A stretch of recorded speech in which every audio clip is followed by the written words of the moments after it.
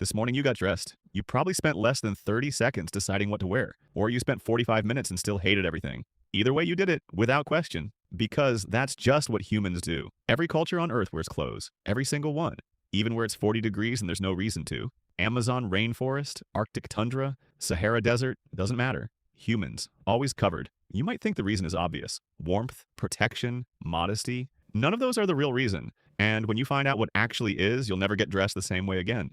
Let's start with warmth. Sounds logical, except humans wore clothes for at least 50,000 years before they ever moved to cold climates. Clothing shows up in the tropics first. Warmth comes later. Strike one. Okay, protection then.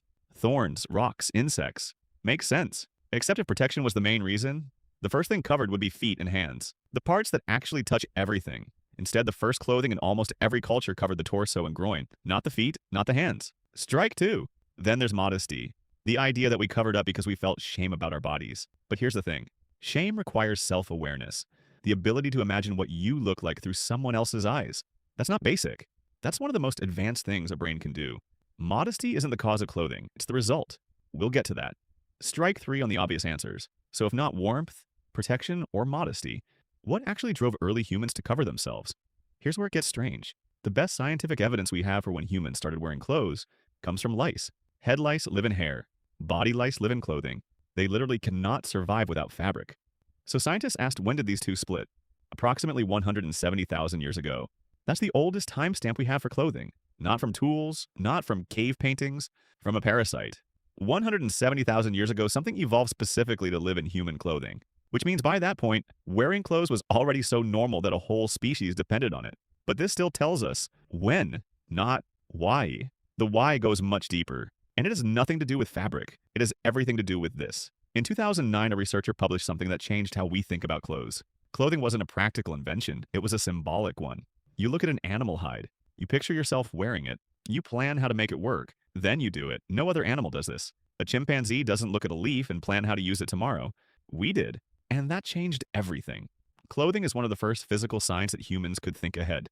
That we could plan. That we could imagine a version of ourselves that didn't exist yet. But then something even bigger happened. Somewhere along the way, humans developed the ability to see themselves through other people's eyes. Psychologists call this theory of mind, the ability to step outside yourself and ask, what do I look like right now? Dogs don't have this, chimpanzees barely, but once humans unlocked it, the entire game changed. The first person who wrapped animal skin around themselves wasn't just trying to stay warm, they were choosing how they wanted to be seen. And once that idea clicked, it never went away. As human groups got bigger, something interesting happened. Clothing stopped being just covering. It became communication. Before you could even speak to a stranger, their clothing told you everything. Friend or threat, high status or low, same tribe or different. Clothing was the first instant messaging system. A Roman toga said citizen, rank, political allegiance. A medieval knight's armor said trained, dangerous, loyal to this lord. A Victorian suit said respectable, employed, civilized. Today, nothing changed. The guy in the three-piece suit at 8 a.m., the person in the hoodie and sweats, the sneakerhead with the limited editions, all communicating before they say a single word. Clothing is language, and you are fluent in it. You just never realized you were speaking. Every morning when you open your wardrobe, you're not picking fabric. You're choosing a signal. You're deciding what to broadcast to the world before you even leave the house. That anxiety when you show up overdressed or underdressed, or realize halfway through the day you picked the wrong outfit for the room. That's not you being dramatic. That's 170,000 years of social survival code activating. Watch what happens to our ancestor over the next few thousand years. It starts with basic covering. Then it gets complicated fast. The leader wears the biggest feathers. The hunter wears the teeth of what he killed. The elder wears the most layers. Without a single word, everyone knows who's who. And then, the first fashion competition in human history. 200,000 years later, nothing has changed. The brands are just more expensive. The logo on the bag, the brand on the shoe, the limited edition drop you stayed up until midnight to buy.